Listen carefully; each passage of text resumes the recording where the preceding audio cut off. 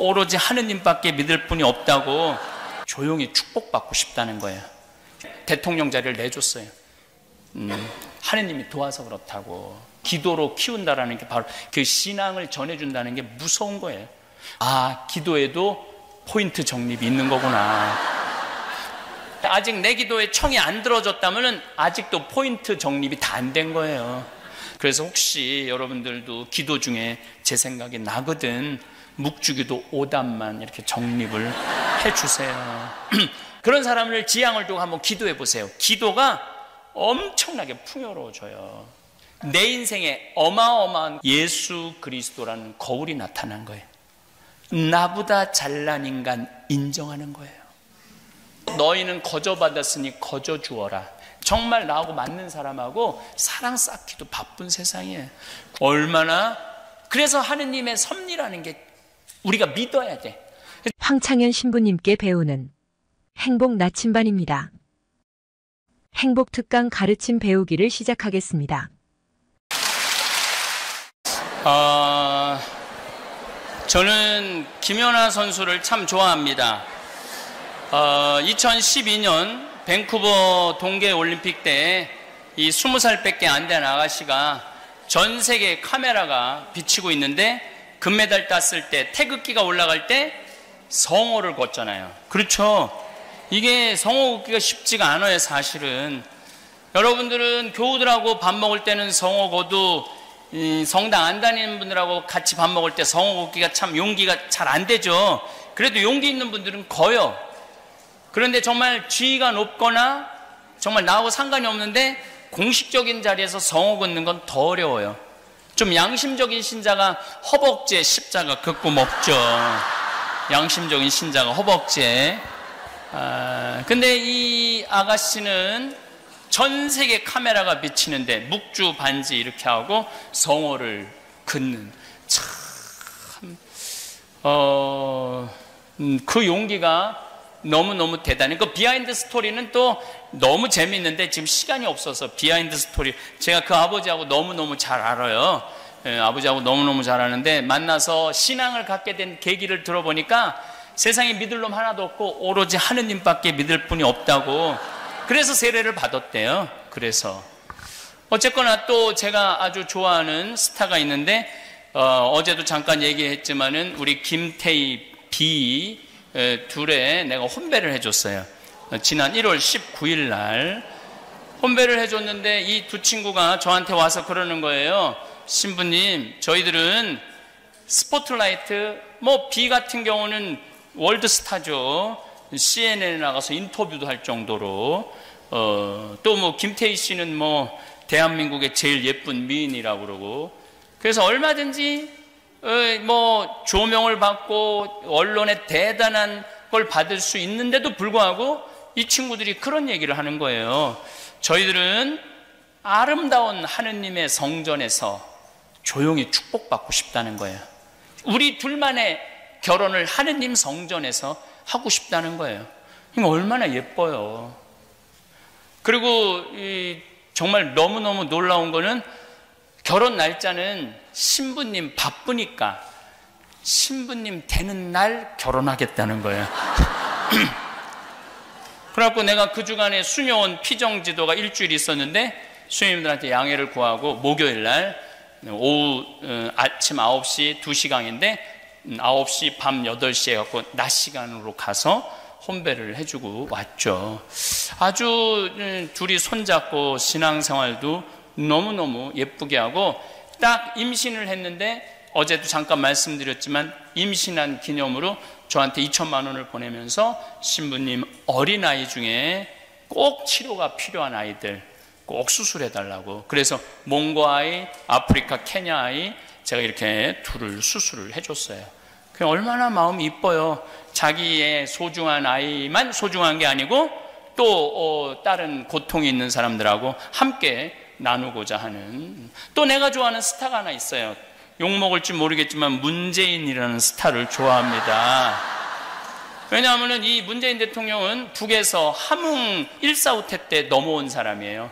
너무너무 가난해서 부산 영도에서 어렸을 때 항상 구호품 성당에서 나눠주는 거 바켓스 들고 가서 구호품 받아오고 그랬대요.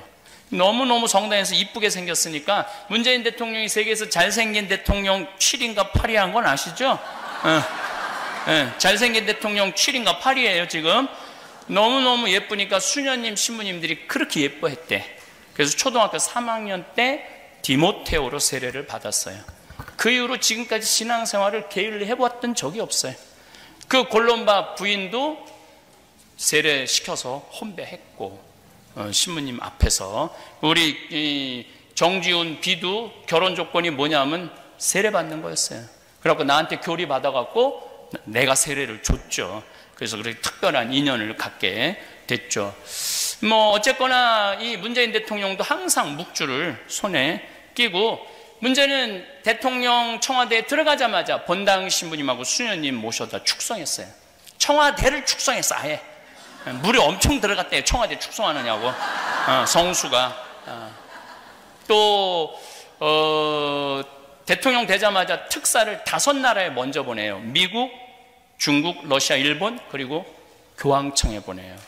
왜냐하면 프란치스코 교황님이 문재인 대통령한테 2번 당신이 대통령하면 참 잘할 것 같다고 용기 내라고 그렇게 오셔서 2번을 격려를 해주셨대요. 그래갖고 바로 교황청에 김희중 대주교님을 보냈죠. 특사로. 특사로 보냈는데 돌아와서 특사들이 대개 대통령한테 보고할 때는 저 아랫자리에 가갖고 보고하잖아요.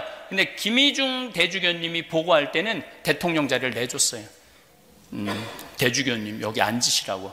그리고 문재인 대통령은 비서 자리에 가서 그 보고를 밑에서 들었죠. 내가 왜 좋아하겠어요? 김연아 선수 성호국구 그러니까 좋아하죠. 달래 좋아하겠어요? 우리 베르다는 하느님 성전에서 축복받고 싶다고 호텔 뭐 2억 3억 들였는데 거기는 80만 원 들어갔어요. 왜냐하면 어떤 치장도 안 했거든. 가요동 성당에서. 꽃꽂이도 협천사에서 해준다는 거, 우리 그런 거 그 조용한 성당에서 불난 정신사납게 안 하겠다고. 그래서 제대 꽃꽂이 회원이 하는 대로 했어요. 꽃꽂이도 정말로 이렇게 겉에서 보는 거랑 그 얼마나 순박하고 순수하고 깨끗한지 몰라요. 그 뭐 여러 가지 여담이 참 재미난 일이 많은데, 제가 그 집에 가면 커피 이렇게 자기가 내리는 뭐 그걸 뭐 드립을 배웠다고 이렇게 하면 이렇게 잘 내리는지 못해갖고 이렇게 맛이 이상하면 우리 비가 먼저 먹어봐요. 그래갖고 쓰다 그러면 다시 가서 내려갖고 다시 주고, 음식도 손수해서 이렇게 대접해주고, 참 그런 존중이 있는 것 같아요. 그리고 내가 정말 좋아하는 스타가 한 명이 있는데 그건 누구냐? 이보미라는 선수예요. 이 선수는 골프 선수예요. 골프 선수인데 이 선수는 일본에서 활약하는 선수예요. 2015년, 2016년 2년 연속 올해 선수상, 올해 상금왕 탄 선수예요. 일본에서 2년 연속 한 게 처음이래요. 29살인데 이 선수는 우승할 때마다 성호를 얼마나 정성스럽게 긋는지 몰라. 내가 왜 좋아하겠어요? 성호 그니까 좋아하지. 뭐 좋아하는 이유가 달래 있겠어요? 얼마나 정성스럽게 긋는지 몰라요. 얼굴도 오늘 가서 한번 검색해 보세요. 얼굴도 겁나 예쁘게 생겼어요. 얼굴도. 그런데 만날 길이 있어야지. 한국에서 다른 사람들은 뭐 나를 먼저 찾아오지만은 이보미 선수는 뭐 한국에 있는 선수도 아니고, 근데 그냥 성호 긋는 게 너무 이쁜 거예요. 한번 보고 싶은데 볼 길이 있어야지. 내가 방법은 유일하게 하나 있어요. 텔레비에다 대고 이렇게 항상 소리 질렀어요. 하느님, 저 이보미 선수 한 번만 만나게 해주세요. 그게 내 유일한 방법이야. 그런데 이번 2월 달에 이보미 선수 엄마하고 밥을 먹을 기회가 있었어요. 신부님, 우리 글라라인데 우리 글라라가 사실 그렇게 일본에서 2년 동안 100억을 벌었대요. 인기가 아이돌 스타보다도 훨씬 좋대요. 그렇게 잘하는 거는 난 내 강의 때 핸드폰 울려도 한 번도 신경질을 부린 적이 없어. 우리 글라라가 그렇게 하는 거는 이상한 대로 치고 이상한 대로 가도, 연장전에 가도 승리하는 거는 참 겸손하죠. 보미가 잘해서가 그러는 게 아니라 하느님이 도와서 그렇다고. 나는 자기 딸을 딱 가졌을 때 스스로 성당에 나갔대요. 누가 선교도 안 했는데 왠지 성당에 나가고 싶더래요. 그래서 로사로 세례를 받고 보미는 글라라로 세례를 주고 이 딸을 키우면서 평생 기도로 키웠대요. 참 그게 참 그러니까 세계적인 스타가 되려면 부모가 남달라야 돼. 예, 기도로 키웠다는 거, 기도로. 그리고 15기도를 손에서 놓친 적이 없대. 15기도 아시는 분들은 알 거야. 1년 동안 하루도 안 빼놓고 기도하는 게 있어요. 근데 기도 시간은 40분 정도 돼. 책이 두꺼워갖고 책 없으면 또 못해. 내가 그거 240일 하다가 내 던진 사람이에요. 다시는 내가 기도하지 않는다고. 다시는 이런 기도. 근데 딸이 이 시합에 들어가면 100단 안 돼요, 묵주기도를. 그래서 우리 딸이 잘하는 것도 잘하는 거지만은 하느님이 도와서 그렇다고.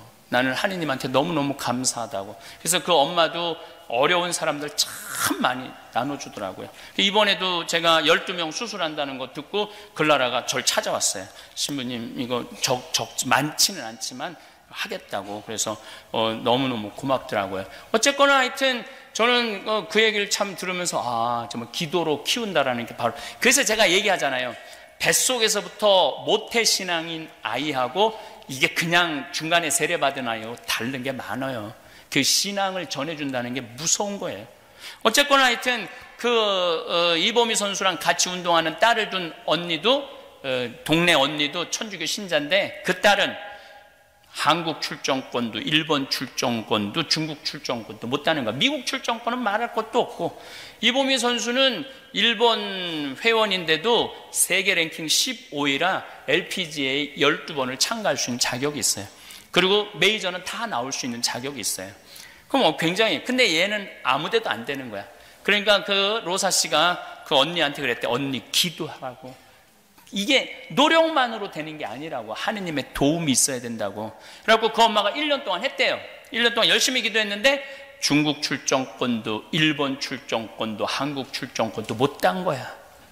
그래갖고 따진 거지. 와서 얘 기도하면 된다고 그러더니 왜 내 딸은 하나도 못 따냐? 네가 기도하면 된다며? 그랬더니 이 이보미 선수 엄마가 이렇게 얘기했대. 언니 기도에도 포인트 적립이 있는 거야. 언니는 아직 포인트가 다 안 찬 거야. 1년 더 해봐. 그래갖고 그 언니가 1년 동안 더 포인트 적립하느냐고 기도를 했대요. 그래서 올해 중국 출정권을 땄대요. 저는 그 얘기를 듣고 참 많은 생각이 들었어요. 기도에도 포인트 적립이 있는 거구나. 혹시 여러분들 가운데 아직 내 기도에 청이 안 들어졌다면 아직도 포인트 적립이 다 안 된 거예요. 내가 여기 미국에 이제 강의 올 때 12시간, 13시간 타고 오잖아요. 근데 그전에는 별 문제가 없었는데 위를 자르고 난 다음에는 이게 땡겨. 13시간 하면 아주 불편하더라고. 그래서 어떻게 해서든지 비즈니스를 타려고 그러는데 생돈으로 너무 비싸잖아요. 200만 원인데 비즈니스 500만 원, 600만 원 하니까. 그래서 내가 포인트 적립을 하는데 피눈물 나게 해요. 카드 3개 만들어 갖고 우리 생태마을에서 물건 사는 것도 다 법인카드 포인트 적립하는 거 대한항공 아시아나 해갖고 얼마나 모아서 한번 비즈니스 타는 거예요. 근데 하느님한테 정말로 내 아들 의사 만들어줘라, 내 아들 내 딸 애 갖게 해줘라, 내 며느리 애 갖게 해줘라 그랬는데 묵주기도 딱 오다 내놓고 왜 안 해주느냐고. 그 포인트 갖고 될 것 같아요, 안 될 것 같아요? 어린 반푸너치도 없어요. 어린 반푸너치도. 그런데 이 이보미 선수 엄마는 이제 남편도 다 세례를 시키고 딸이 넷인데 남편이 총회장을 굉장히 오래 했대요. 그래갖고 본당 신부님들이 그렇게 이보미네 집에 와서 그냥 머물렀대요. 애들은 항상 신부님을 보고 자란 거. 딸 넷이 그냥 신앙. 이보미 선수는 밤 10시만 되면 묵주기도를 하는데 끝내지 못하고 잔대. 너무 피곤하니까. 근데 항상 신부님들 속에서 자라갖고 신앙이 몸에 밴 거야. 신부님들하고 함께 있어서. 왜냐하면 이보미 선수네 집이 갈비집을 해갖고 신부님들이 맨날 갈비 먹으러 오느냐고. 그런데 고아원도 돕고 많이 돕더라고요. 그러니까 그런 포인트, 그 정성이지. 우리 글라라도 그런 얘기를 하더라고요. 이렇게 일본 그 기자가 인터뷰를 하는데, 왜 이제 그 캐디가 하도 성호를 긋고 잘 되니까, 2년 동안 잘 되니까 요즘은 드라이브 칠 때마다 성호 그라고 그런대요. 캐디가 드라이브 칠 때마다. 캐디는 일본 사람인데, 일본은 성호가 뭔지도 모르는 나라예요. 인구가 1억 2천인데도 가톨릭 신자가 30만도 안 돼요. 30만도 안 돼. 그런데도 그 불모지의 성호를 그면서 주님을 증거하니 얼마나 이뻐요. 근데 어제도 이보미 선수가 일본에서 시합을 했는데 우승을 했어요. 어제도. 너무 기분 좋더라고요. 어제는 제가 묵주기도 5단 이상 안 하는데 왠지 2단을 더 하고 싶더라고요. 그래서 2단을 더 했어. 2단을 더 해갖고 우승을 12언더, 14언더, 12언더로 우승을 했어요. 너무 기분이 좋더라고요. 그래서 축하한다 그러니까 우리 글라라가 나한테 신부님 기도 많이 해주셨나 봐요. 시카고에서 너무 감사하다고. 그리고 이보미 선수는 제가 하는 일에 앞으로도 굉장히 많이 돕겠다고 이렇게 약속을 했어요. 신부님, 이보미 선수는 그렇게 기도를 많이 해갖고 그 포인트가 잘 됐는데 신부님은 가만히 강의 들어보니까 하루에 묵주기도 5단 이상 안 하는데, 저는 하루에 묵주기도 5단 이상 안 해요. 5단도 힘들어요. 무슨 10단, 15단 하는 사람들 보면 이해가 안 돼. 나 어제 7단 한 거는 엄청 많이 한 거예요. 어제 7단 한 거는. 오늘도 딱 5단만 하고 딱 말았어요. 예. 근데 신부님 하루에 묵주기도 5단밖에 안 한다는데 왜 이렇게 신부님은 하시는 일마다 잘 되느냐고. 그 포인트도 별로 없는데 보면은 어떻게 하시는 일마다 잠비아의 땅 1000만 평 받고 할머니가 100억 기증하고 수많은 설계사들이 와서 도와주고 주위에 많은 의사들도 함께하고 연예인들도 간다면 어떻게 이렇게 신부님 하시는 일마다 잘 되느냐고. 포인트도 별로 없는데. 여러분들, 포인트도요 패밀리 포인트가 있는 거예요. 가만히 보면은 저를 위해서 기도해 주는 분들이 너무너무 많아.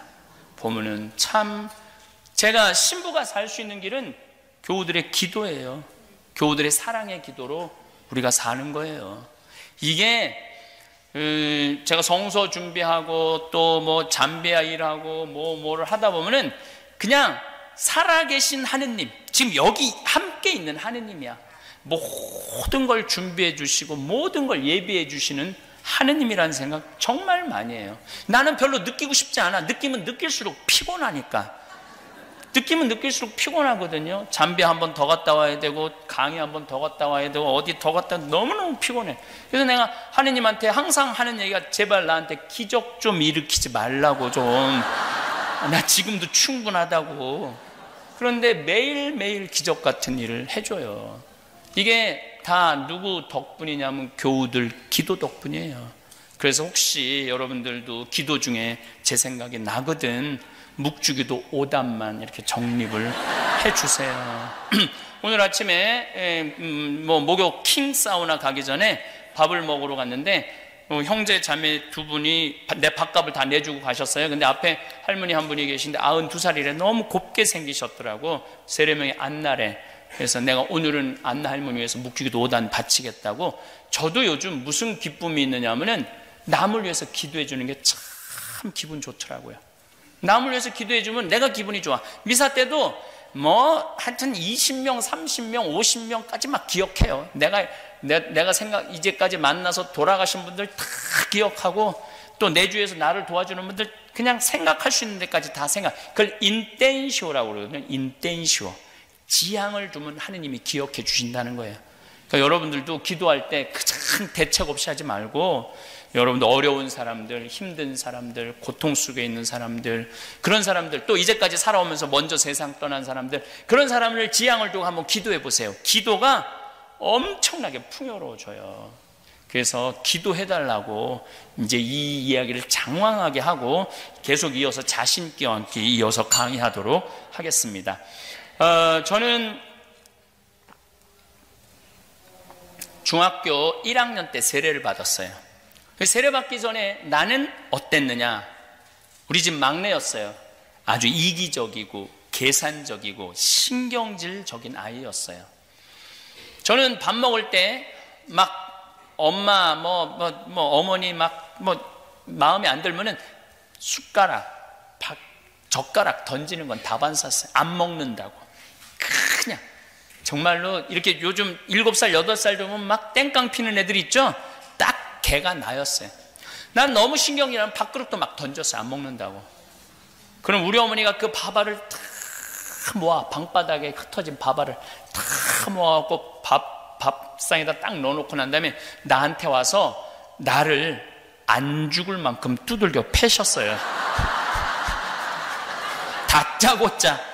그래서 어렸을 때 어머니가 그 빗자루로 거꾸로 들고 이렇게 때려갖고 이게 막 아픈 기억이 아직도 있어요. 생각해보면 그 아픈 게 많이 맞았어요. 정말 많이 맞았어요. 근데 딱 중학교 1학년 때 세례를 받는 순간 내 인생에 어마어마한 거울이 나타난 거예요. 예수 그리스도라는 거울이 나타난 거예요. 예수님이라는 거울에 비춰서 나 자신을 보니까 너무나 형편없는 인간이야. 이기적이고 계산적이고 신경질적인 거야. 남을 배려할 줄도 모르고 희생할 줄도 모르고 사랑할 줄도 모르는 인간이더라고요. 그러니까 내 거울에 비춰진 내 모습이 흉한 모습이 보여지니까 고쳐지기 시작하더라고요. 조금씩 변화가 오더라고요. 신학교 들어가고 그때도 잘난 척을 참 많이 했죠. 근데 신학교 딱 들어갔는데 나보다 잘난 인간들이 너무 많은 거야. 서울 법대, 서울 공대, 경기도 전체 수석, 아예 그냥 서울 사대. 근데 공부 잘하는 애들은 별로 안 부러웠어요. 어떤 애들이 부러웠느냐면 어렸을 때부터 태어나면서부터 엄마가 뱃속에서 하느님한테 봉헌한 애들.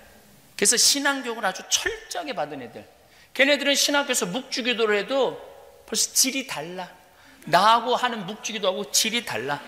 나는 그냥 중학교 1학년 때 세례받아갖고 20살 겨우 5년 만에 신학교 들어갔는데 걔는 20년 만에 신학교 들어간 애들 아니야. 준비가 그렇게 된 애들. 심성이 성적이야 어떻게 할 수 있지만 심성은 따라잡기가 쉽지가 않더라고요. 그게 신학교 때 너무너무 힘들었어요. 왜냐하면 우리의 목표는 성인사제 되는 거고 성숙한 남들한테 인격이 훌륭한 사제로 성장하기를 바라는데 공부도 현찮고 성격도 현찮고 이상만 높은 거야. 근데 내가 신학교 때 가장 큰 선물이 깨달은 게 있어요. 세상에는 나보다 잘난 인간이 많구나. 나보다 세상에 인품 좋은 인간이 많구나. 여러분들 어려운 사람 도와주는 건 하나도 안 힘들어요. 정말로 내가 인생을 살아오면서 어려운 사람 도와주는 건 하나도 안 힘들어. 인생살이에 가장 힘든 건 뭐냐 하면 나보다 잘난 인간 인정하는 거예요. 그것처럼 어려운 게 없어요. 여러분들 세상 보면은 모차르트, 살리에르가 왜 모차르트를 그 젊은 나이에 죽였겠어요? 질투 때문에 그런 거예요. 질투. 그 천재성을 인정할 수가 없었던 거예요. 그 천재성을. 근데 우리 주위에는 그런 사람들이 참 많더라고요.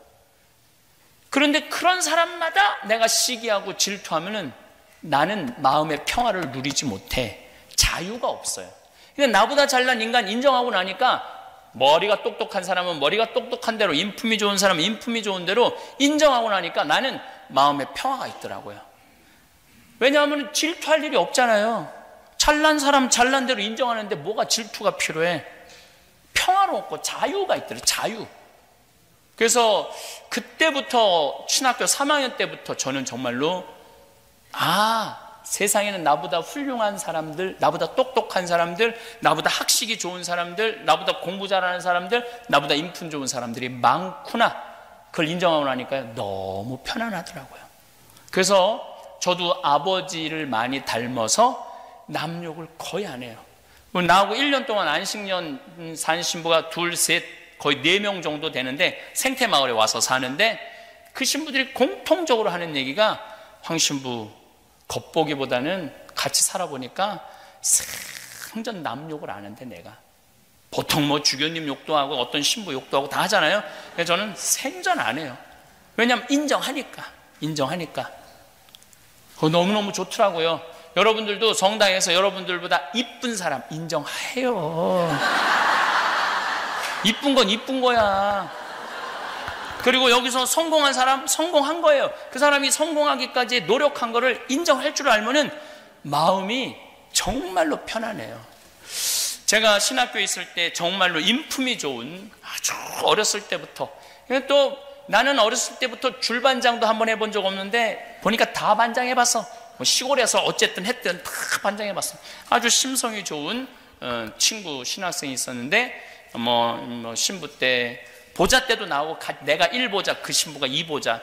근데 그때 그 성당 생긴 이래 가장 신자가 16,000명이었어요. 그 성당은 신자가 16,000명인데 무슨 교육을 받으면은 기본으로 1,500명이 왔어요. 1,500명이. 그러니까 그 전에는 헌금이 17억인가 했는데 우리 셋이 본당 신부님이랑 그 신부하고 나하고 이렇게 했을 때 27억이 들어왔어요. 그러니까 1년 만에 10억이 더 들어온 거예요. 성당이 거의 기적 같은 일이 벌어졌던 거예요. 둘이 그렇게 잘 맞았어요. 그 신부가. 근데 하루는 내가 아마 한 4년 전에 성령대회 여기 나올 때 전화가 왔어요. 새벽에 비행기 타러 나오는데, 황 신부 나 누구야? 나 누군데 교황청에서 지금 막 전화가 왔다는 거야. 새벽에. 교황청에서 왜 전화가 왔어? 그랬더니 나보러 주교하래. 너 어떻게 생각해? 딱 그러더라고 나한테. 제일 먼저 나한테 전화를 한 거야. 그날 오후에 교구청 장관들 주교님들도 모르더라고요. 그 주교로 선임된 거를. 근데 내가 그랬어요. 나는 네가 정말로 우리 교구에 필요한 주교라고 생각해. 꼭 수락했으면 좋겠어. 우리 교구에 신부가 500명이거든요. 500명이 좀 넘는데 정말로 아픈 신부들을 어루만져줄 목자 같은, 정말 목자는 난 너라고 생각해. 절대 딴 생각하지 말고 꼭 받아들여. 그리고 내가 미국으로 나왔어요. 근데 내가 평상시에도 그 신부를 어떤 마음이었냐면, 인품이 너무 좋다. 그리고 막 신학교 교수할 때도 막 가난한 학생들 컴퓨터 사주고 학비 대주고 다 하더라고요. 물론 이제 나한테 전화했고 돈 보내라고 내가 다 보내서 내가 다 알죠. 근데 너무너무 심성이 좋은 거예요. 근데 만약에 내가 평상시에 질투의 마음이 있다면은, 황신부 나보러 주교하라는데 너 어떻게 해? 어떻게 생각해? 너 같은 게 무슨 주교를 해? 하려면 내가 해야지. 그랬다면 나는 평화롭지 못한 사제, 기쁨이 없는 사제였을 거예요. 근데 이제 주교된 지 4년인가 이제 5년이 됐어요. 어젠가도 자는데 전화가 왔더라고요. 그 주교님이, 황신부 지금 어디야? 그래서 나 지금 시카고야. 언제 들어와? 뭐 9월 달에 들어가. 왜 이렇게 오래 돌아다녀? 빨리 한국에 들어오지. 왜 전화했어? 그랬더니 어디 있는지 체크해 보려고 전화했지.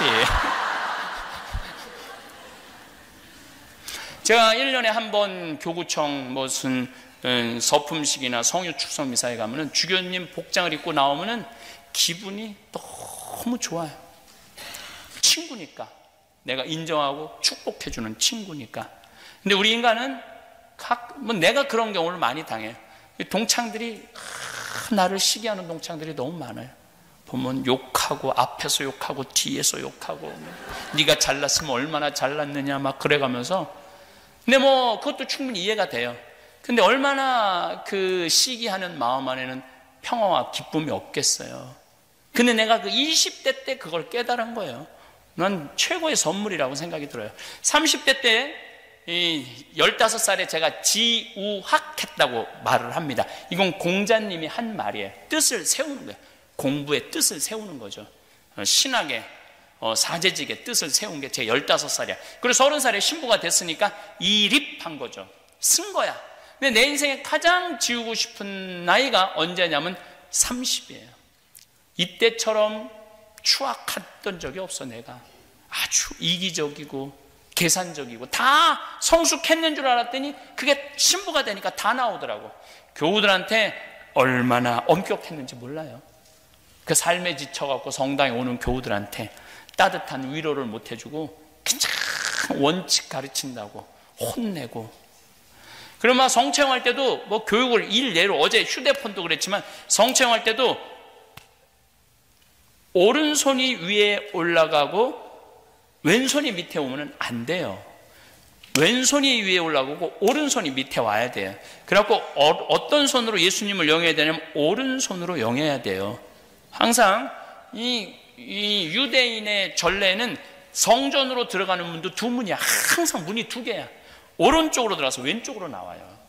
그러니까 오른손으로 영해야 돼. 거룩한 손이니까. 근데 만약에 우리 교우들이 딱 오른손을 올리잖아요. 그럼 내가 손바닥을 딱 내리쳤어요. 손바닥을 딱 내리치면은 성당에 쫙 소리가 나잖아요. 그럼 저 뒤에서 나오는 교우들이 어떻게 하느냐 하면 계속 이러면서 나와요. 그런데 나는 그것조차도 긴장하라고 생각하고 그렇게 그것도 웃기지도 않았어. 계속 이러고 나와도 웃기지도 않았어. 네. 그렇게 내가 무서웠어요. 30대 때. 그리고 뭐 얼마나 냉정하고 고지 않은 척, 잘난 척, 가진 척, 이거 정말 많아 했어요. 그래서 내가 삼척 출신이라고 해서 삼척 출신. 근데 40대가 되고 보니까 이게 안 돌아가는 분이 있는 거야. 손목 관절염이 있어갖고. 그게 40대가 돼서 보이더라고요. 그리고 이렇게 성취하는데 실수하는 사람 하나 둘이야.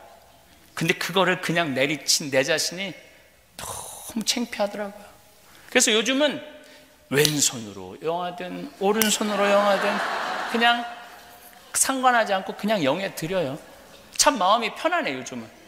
뭐 맞았느니 틀렸느니 그 신경도 안 써. 어떤 경우들은 막 헷갈리니까 이렇게 나오는 경우들도 있어요. 네가 알아서 주어라 이거야. 네가 알아서. 그럼 내가 어떻게 하냐면 정가운데다 그냥 영해줘. 정가운데다. 정가운데다. 근데 30대 때는 그 여유가 생기지 않더라고요. 30대 때는. 그래서 30대 때는 사람을 만나도 내가 환경운동 한다고 비누공장 무슨 빈병 많이 했어요. 정말 이리 뛰고 저리 뛰고. 근데 이제 뭐 공장도 만들어야 되고 뭐 돈도 없었을 때니까 31살에서부터 운동한다고 이리 뛰어다니고 저리 뛰어다녔으니까.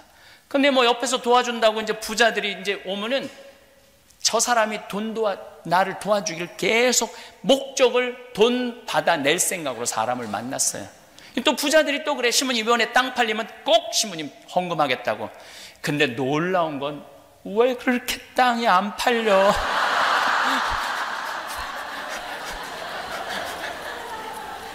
한 번도 성공을 했던 적이 없어요.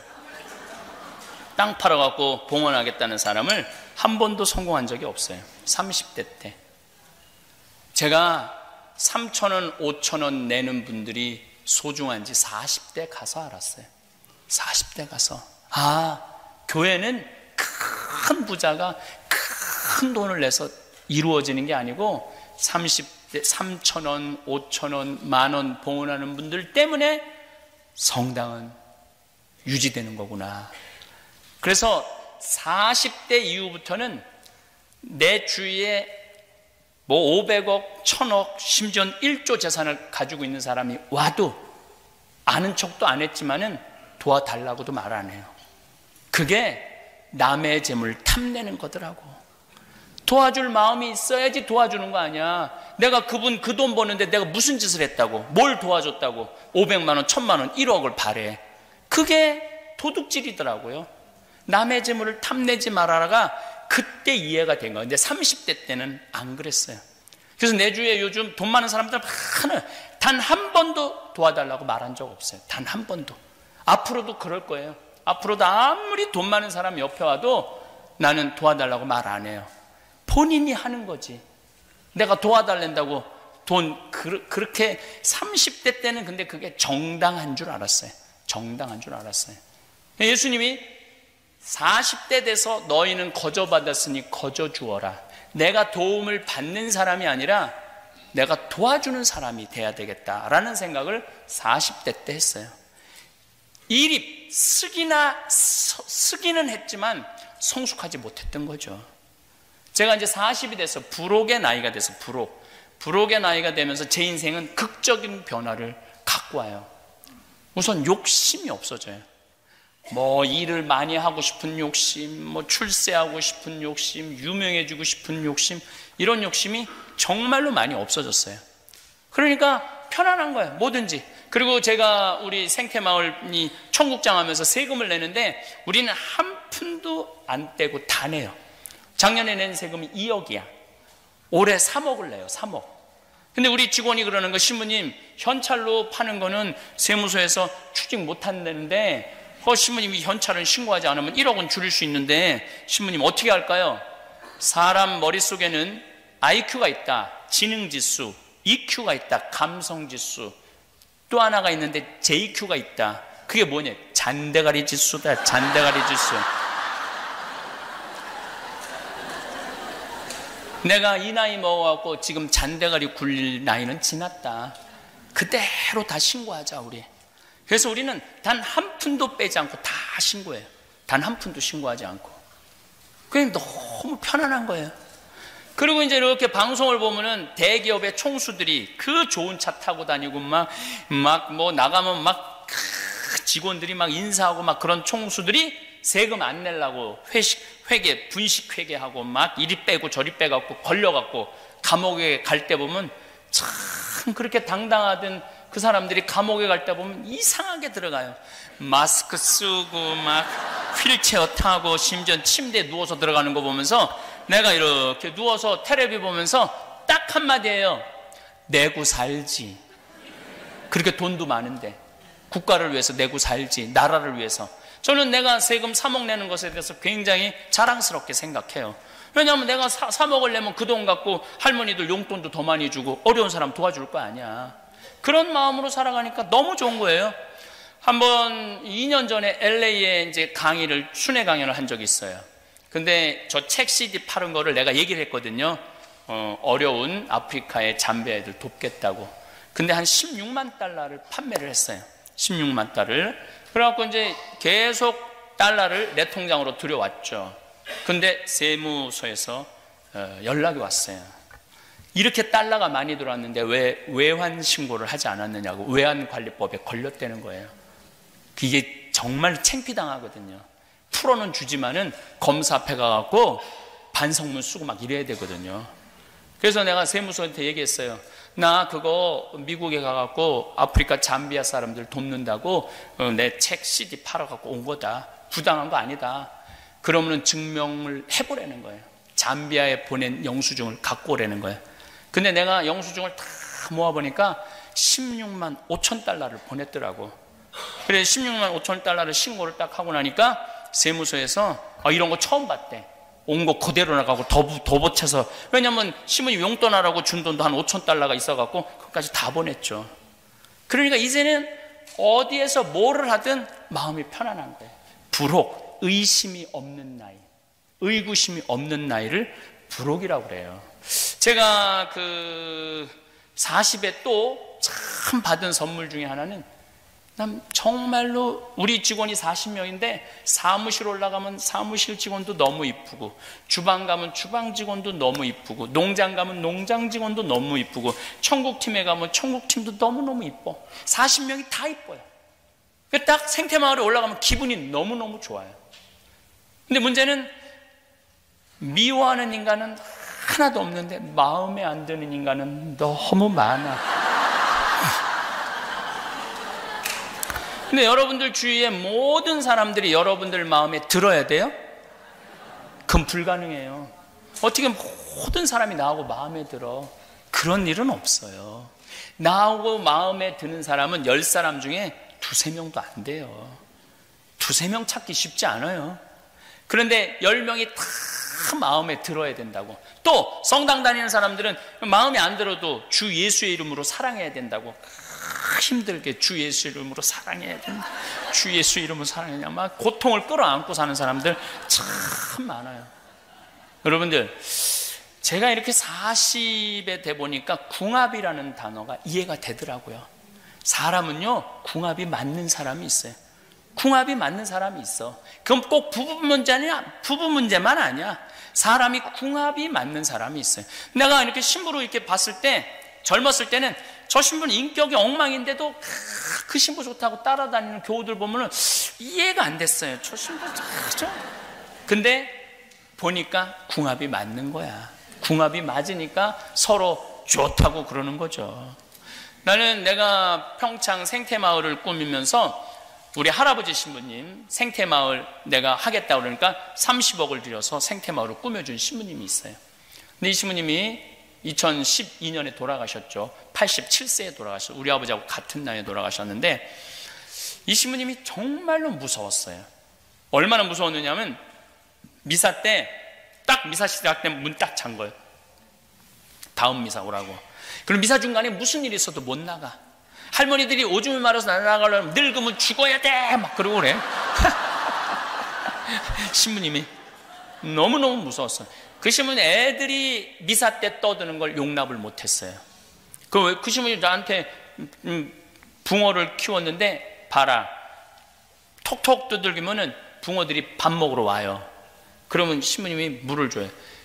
저기 막 밥을 줘요. 물고기도 훈련되면 되는데 왜 5살 되는 애가 훈련이 안 되냐? 이건 부모가 안 가르쳐서 그렇다. 그래갖고 이제 애들이 미사 때 떠들면은 이 새끼 애미 누구냐고. 자식 교육 똑바로 시키라고. 대놓고 하세요, 대놓고. 한 번은 5살 된 애가 신부님 막 이제 감사송, 성창 감사송 하는데 탁 걸어 들어오는 거예요. 그럼 신부님 어떻게 그냥 가만히 있어 이러고. 그럼 온 교우들이 완전히 사색이 되는 거예요. 이제 또 신부님이 불호령이 떨어. 그래서 이 신부님 별명이 호랭이 신부님, 호랭이 신부님. 불호령이 떨어지겠구나. 탁 제대 거의 중간까지 왔는데 신부님이 딱 멈추더니 이 새끼 애미 누구냐고 나오라고. 근데 그 뒤에 유아실이 있었는데 그 엄마가 끝까지 나오지 않았어요. 그래서 결국은 미사 봉사자가 데리고 나갔어요. 그래서 그 엄마는 1년 동안 엄마이기를 포기한 엄마로 아주 유명한 엄마가 됐죠. 그렇게 무서워서 신부님이. 근데 나는 그 신부님 보좌 신부라는데 너무 편안하더라고요. 신부님과 같이 있으면 시간 가는지 모르고 너무너무 좋아. 또 내가 또 방법을 많이 신부님이 5분 이상 화를 못 내세요.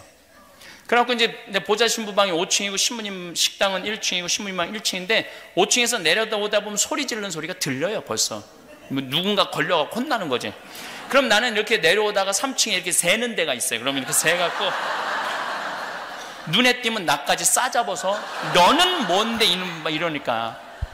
근데 하여튼 이 신부님 나하고 궁합이 너무너무 잘 맞았어요. 은퇴하시고 제가 10년을 모시고 살았어요.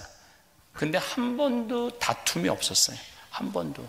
너무너무 행복하게. 그래서 우리 수원교구의 모든 어른 신부님들, 주교님들, 젊은 신부들이 어떻게 저렇게 둘이 아버지 아들같이 저렇게 오랜 시간 동안 변함없이. 근데 신부님이 이제 2012년 2월 2일 날 입원하셔서 5월 17일 날 돌아가셨는데 입원하셔갖고 목에 구멍을 뚫으셨어요. 그래서 내가 목에 구멍 뚫지 말라는 거예요. 너무너무 힘들어하는 거예요. 목에 뭐가 걸리면은. 근데 이제 돌아가실 만하면은 살아나고 돌아가실 만하면 살아. 나는 강의는 너무너무 사순 특강 다니고 너무너무 바쁜데. 그래서 이제 뭐 주일날 저녁인지 월요일날 저녁인지 돌아가시기 한 3일 전에 돌아가신다고 그랬고 주교님들 다 오고 교구청 다 오고 신부들 다 와서 인사를 하는데 안 돌아가시는 거예요. 밤 12시가 됐는데. 근데 다 간다면서 나보러 한다는 소리가 네가 지켜. 난 내일 강의 있는데. 자기네들은 10분 정도만 되면 집에 가는데 난 3시간 운전하고 평창 들어가야 되는데 새벽 3시까지 기다리는데도 안 돌아가시더라고요. 그래서 내 신부님 내가 오늘 강의가 있어서 갔다 올 테니까 그 전에 돌아가시면 안 된다고. 그래갖고 이틀을 이제 강의를 하는데 너무너무 느낌이 이상한 거예요. 그래서 오늘은 안 되겠다. 그래서 보좌 신부한테 네가 다 해라 프로그램. 그리고 이제 수원으로 왔죠. 와갖고 이틀 동안 혼수 상태에 계셨는데 제가 지인들도 다 오라고 그랬어요. 벌써 다 20명 정도 와 있더라고요. 신부님 귀에다 대고 이렇게 얘기했어요. 신부님 이제 가셔라. 이제 가셔야지 신부님도 편안하고 나도 편안하고 옆에 있는 사람들도 편안하고 그러지 않느냐. 그렇게 이제 혼수 상태에 계신 신부님 귀에 그렇게 속삭였는데 신부님 눈을 딱 뜨는 거예요. 내가 죽으라고 그랬는데 눈을 딱 뜬 거야. 얼마나 놀랬는지. 그 교우들이 그러는 거야. 저거 보라고. 저 수많은 신부들이 와서 신부님 눈 한번 뜨라고 그래도 눈 안 뜨더니 저 사랑하는 신부가 오니까 눈 뜨는 거 보라고. 그래서 내가 신부님한테 말씀드렸어요. 신부님 평생 저 바람막이 대주시고 제 아버지같이 이렇게 돌봐주셔서 너무너무 감사하다고, 이제 하느님 품으로 가실 때 됐다고, 이제 여기 다 눈 마주치고 다 바라고, 평생 신부님 따라다니던 지인들 아니냐고 다 눈을 마주치시더라고. 내가 손을 꼭 잡고 신부님 이제 편안하게 가시라고 근데 딱 눈을 감으시는 거예요. 그러니까 마지막까지 내 품에서 돌아가신 거예요. 궁합이 기가 막히게 맞은 사이죠. 그렇게 궁합 맞기가 쉽지가 않거든요. 그러니까 인생에 많은 사람들이 그렇게 궁합에 맞는 게 아니에요. 그러니까 여러분들 굳이 궁합 안 맞는 사람 주 예수의 이름으로 사랑한다고 들이대지 마세요. 안 맞으면 안 맞는 거야. 주 예수님 이름까지 들먹일 필요 없어.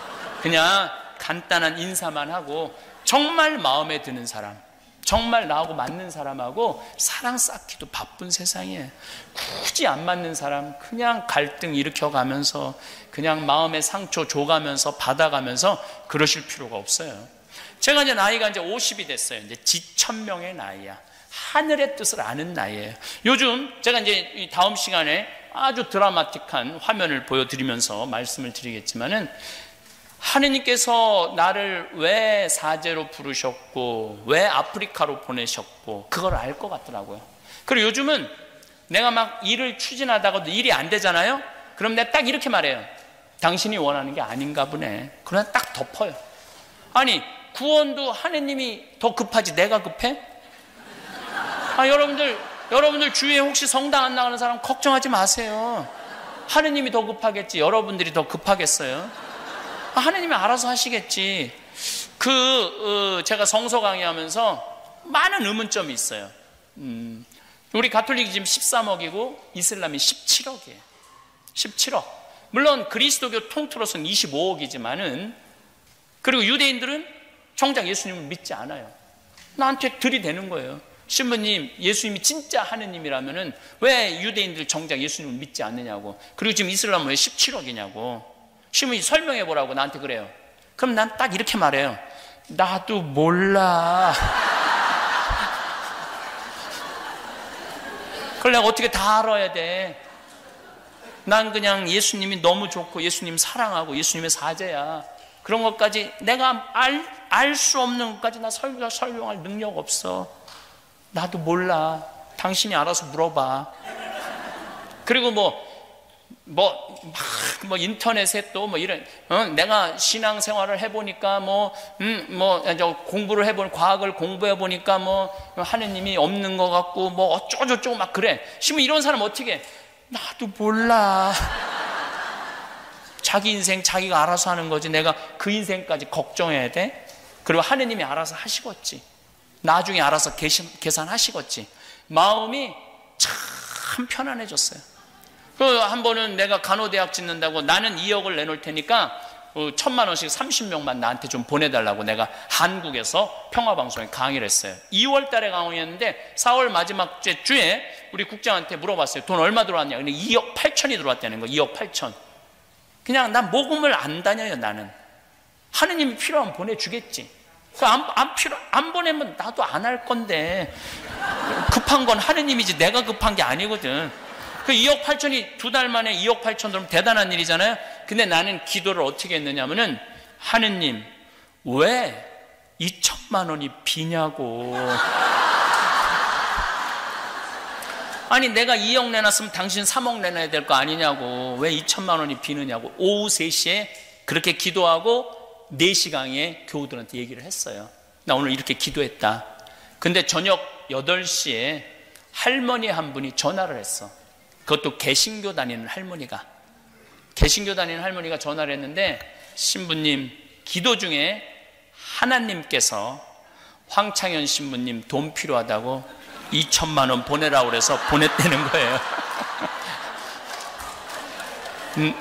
이게 웃을 일이 아니라 무서운 일이에요. 얼마나 내가 무서웠는지 몰라요. 내가 반 장난식으로 하느님 왜 2천만 원이 비느냐고 그랬는데 그날 저녁에 2천만 원을 보내준 거예요. 얼마나.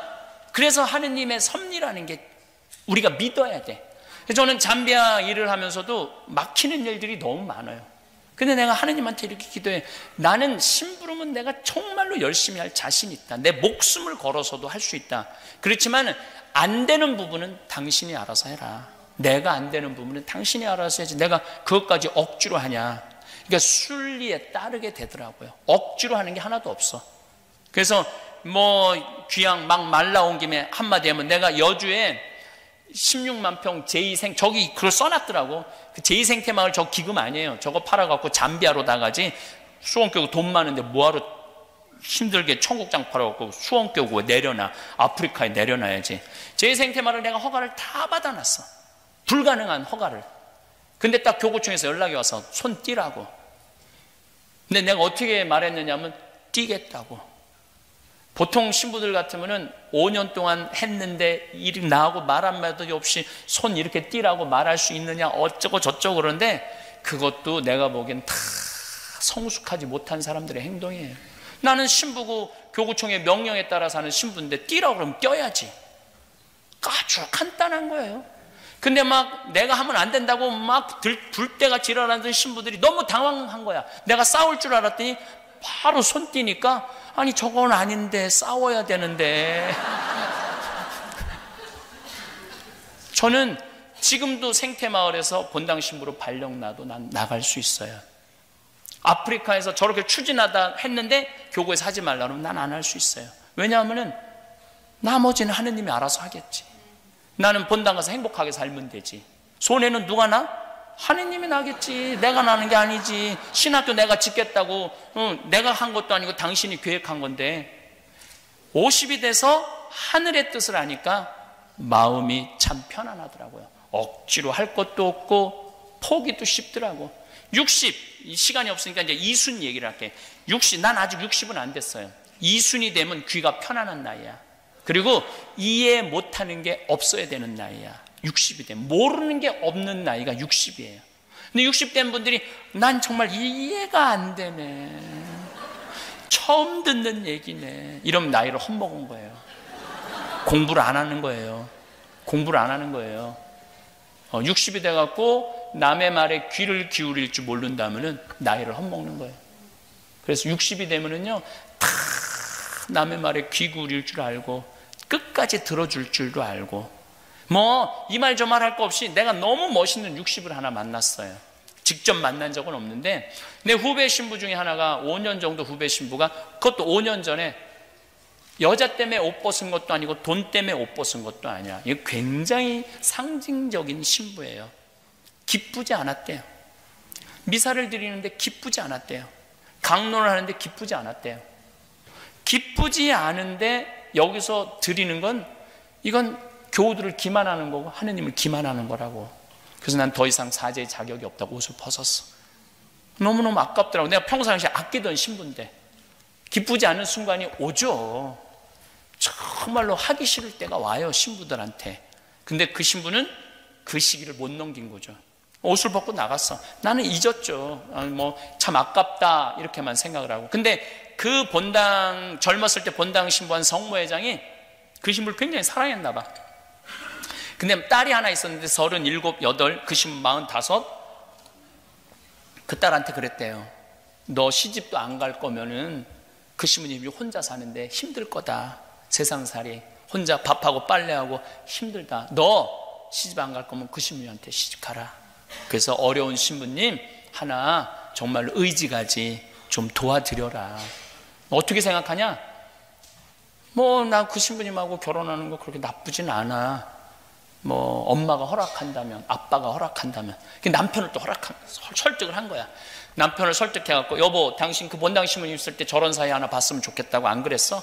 저 사이 지금 이제 혼자 됐는데 저 사이 이제 보자고 남편을 설득시킨 거예요. 그래갖고 그 다음에 신부님한테 찾아가서 신부님, 내 딸 얼굴도 예쁘고 돈도 벌고 괜찮다.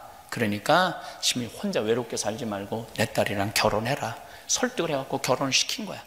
그래갖고 2년 전 3월 25일 날 본당 상임위원들 다 몇몇 해갖고 결혼을 시켰다는 거예요. 내 말이 나이를 먹으려면 그렇게 먹으라는 거예요. 신부님이 어떤 여자하고 바람났다고 뒤에서 뒷담화하고 욕하고 그러지 말고, 신부님 그렇게 중간에 사제가 나가면 얼마나 힘들겠어. 사제로 편안하게 살다가 그러면 돈 모아갖고 가서 신부님 용돈 좀 하라고 그러고 그래야지. 내가 한국이나 미국에 있는 교회를 보면은 계속 욕하고 세상에 그럴 줄 몰랐다고. 그래요, 세상은. 왜 그럴 줄 몰라? 사람은 실수할 수도 있고 잘못할 수도 있고 무너질 수도 있는 거죠. 근데 그 사제가 새로운 삶으로, 행복한 삶으로 살 수 있도록 걱정해주고 기도해줘야 되는데 우리는 은근히 즐겨요. 은근히. 그래서는 안 된다는 거예요. 나이를 먹으려면은 그 성모회장 같이 자기 딸을 내줄 수 있는 정도로 나이를 먹어야 된다는 거야. 나이를 먹으려면. 그런 넉넉함. 70이 되면 불유구의 나이라고 그래요. 종심소욕 불유구라고 그래요. 무슨 냐면 내가 마음 먹은 대로 하는 행동이 법에 어긋남이 없어야 돼. 이거 천주교식으로 말하면 70 넘은 할머니들 하는 행동이 곧 하느님이 하는 행동하고 똑같아야 돼. 근데 이상하게 나이를 먹으면요 더 이기적이 되고 자기만 알고 고집만 늘어나는 경우가 참 많아요. 여기는 안 그러겠지만 한국에 보면은 막 잔치집에 가면 막 70 넘은 할머니들 보면은 막 부친 게 맛있다고 꼬쟁이에 싸갖고 막 하나라도 더 가져가려고 그러고. 이때부터는 이런 말을 할 수 있는, 늙으려면 곱게 늙어라. 곱게 늙어야 돼. 내가 알고 있는 할머니 한 분은 대그룹 회장님, 부회장님 할머니예요. 그 할아버지는 돌아가셨죠. 이 할머니는 돈을 겨울에 5만 원을 손에 딱 말고 성당을 나간대요. 그래갖고 그 폐지 줍는 할머니들을 만나면은 손을 콕 잡고 이 추운데 이거 갖고 목욕하고 설렁탕 먹으라고, 그리고 5만 원을 꼭 줘준대요. 성당에서도 이렇게 그 성당이 굉장히 서울의 큰 성당인데 밤새 경비 쓰는 아저씨들 있잖아요. 그러면은 꼭 5만 원을 말아서 이거 오늘 퇴근하는 길에 아침에 추운데, 아주 추운 날은 그렇게 한대.